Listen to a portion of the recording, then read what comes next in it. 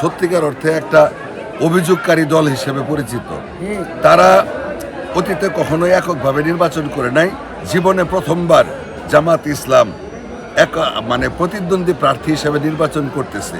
সুতরাং তারা চেষ্টা করতেছে, চেষ্টা করা ভালো। তারা নির্বাচনে অংশগ্রহণ করছে।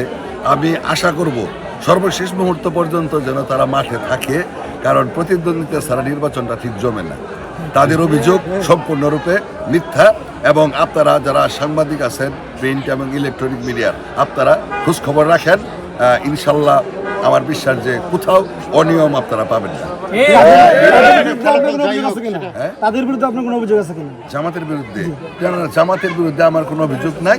তবে এইটুকু শুধু আমরা চিন্তিত ছিলাম যে গরিব এলাকা যেহেতু টাকা দিয়ে তারা ভোট কিনা এই ব্যাপারে আমরা যেন আমরা অতীতে উদ্বিগ্ন ছিলাম। আর তাদের কথাবার্তাগুলি, বক্তব্যগুলি উস্কানিমূলক, আগ্রাসী এবং